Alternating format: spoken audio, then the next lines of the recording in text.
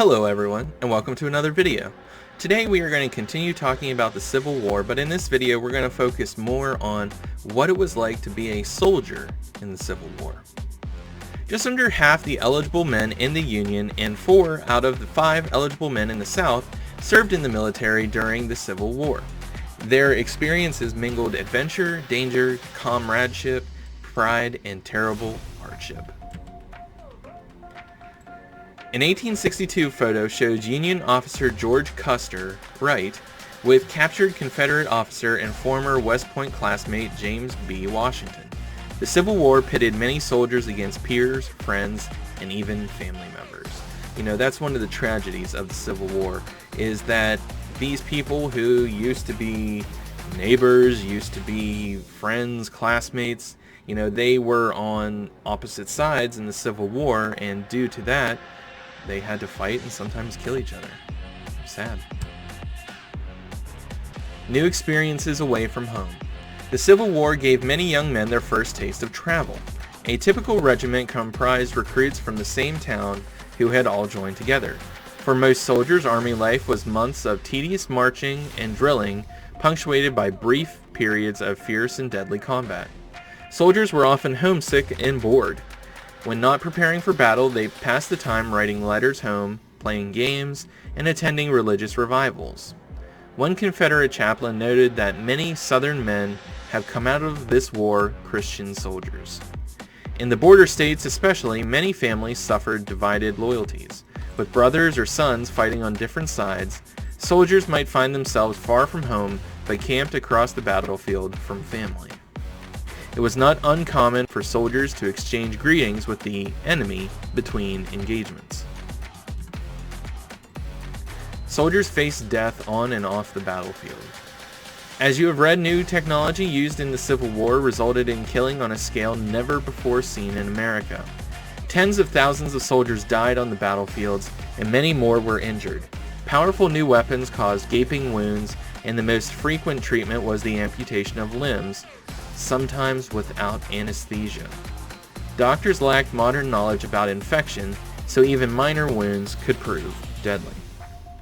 One of the worst things that could happen to a soldier at this time is if his wound got infected, which often happened. You know, these doctors really didn't have the knowledge about how infection worked, so just a small wound had a chance to prove fatal. And they oftentimes, if your arm got messed up in battle and they didn't know how to fix it, cut it off. And this is without anesthesia, meaning, you know, anybody who's had surgery knows that they either give you medicine or make you breathe in a gas and knocks you out. Well, the best that they had back at this time was, they'd say, here, take a big long drink of this whiskey and bite down on this leather belt while we cut your arm off. I'm not being ridiculous. I'm not just like saying that to be ridiculous. That's true. That's what they do. That's what they did.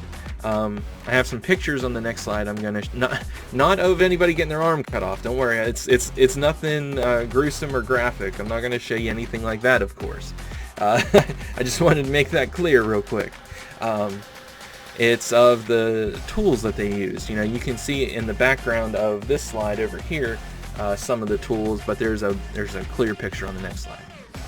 For those who survived the fighting, life in camp had its own dangers. Poor drinking water and lack of sanitation led to a rapid spread of illness in the ranks. For every soldier killed in battle, 2 died of disease. So here we have pictures of, now these are recreations of the tools and supplies that were used in the Civil War. I've been to Civil War reenactments myself where they had, you know, a person who would set up a medical tent as part of the display, and he would have the period appropriate supplies and things on hand to show what they would use. So if you look up in the top picture of this slide, you're going to see a tool there that has it kind of looks like the handle of a pistol, really,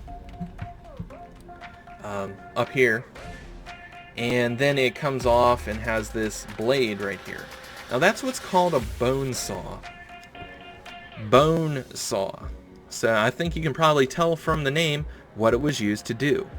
It was essentially just a big saw that if a person had to have a limb amputated, a limb cut off, they would just tie them down to a table, you know, maybe give them some alcohol, some whiskey, some another thing they used this time was opium, and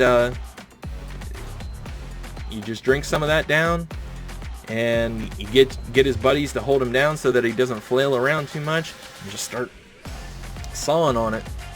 Yeah, it's nasty stuff, but that was medicine back in the Civil War days. So that was why it was important. You didn't really want to get try to avoid getting injured at all costs, because medical knowledge was not too sophisticated back in the Civil War days.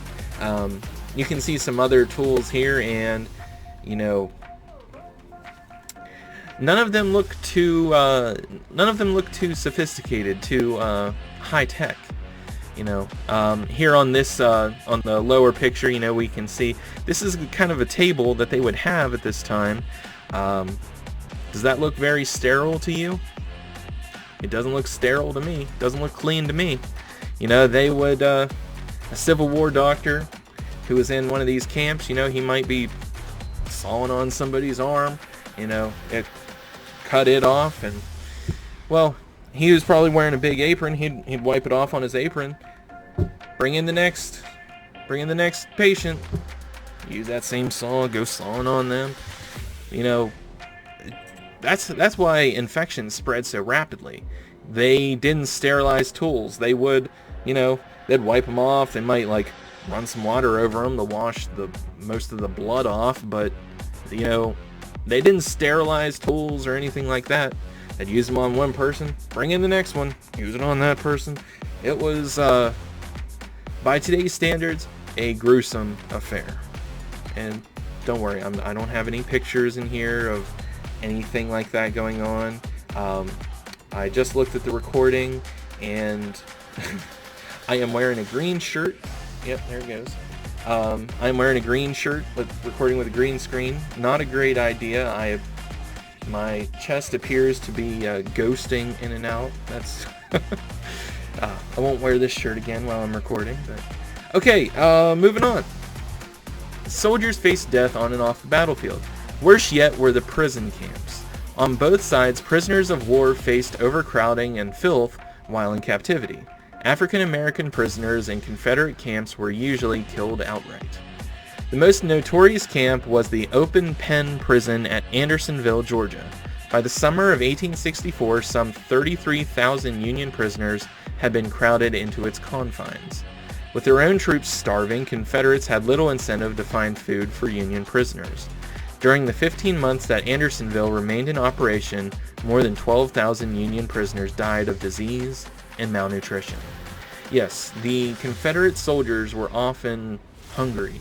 They often had to go without food or without adequate food. So if the soldiers themselves don't have enough food to get by, do you think they're going to feed the prisoners? No. So, like it says there, 12,000 Union prisoners in this one camp, in this one place, died of disease and malnutrition. They starved to death. Women's role in wartime. Many women had long sought an active role in public life. The Civil War offered them new opportunities. Even women who did not choose new roles often were forced to assume unfamiliar responsibilities. Civil War physician Mary Edward Walker was the first woman to serve with the American Medical Corps and the first woman to win the Congressional Medal of Honor. So, she's a pretty notable figure in history. Women replaced men at work. The vast majority of women did not get close to military action, but many took over family businesses, farms, or plantations. With so many men away at the front, women made inroads into professions that had previously been dominated by men.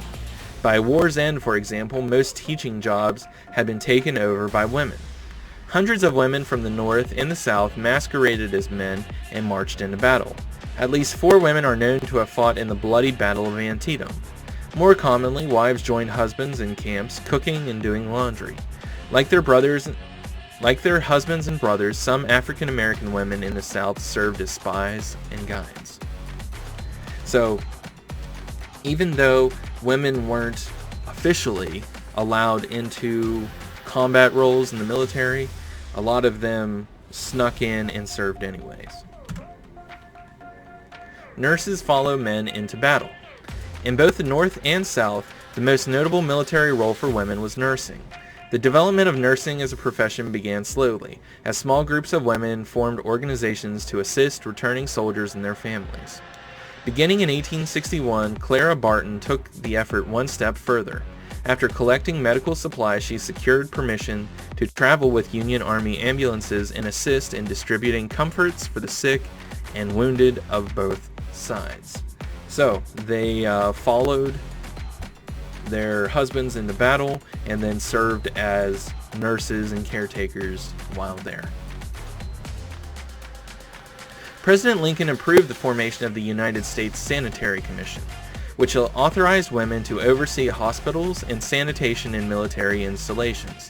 This systematic program of federal responsibility for public health would be yet another lasting effect of the Civil War. Okay guys, that's going to be it for this video. If you have any questions, you know how to get a hold of me. I hope everybody's having a great day, and I'll see you again real soon.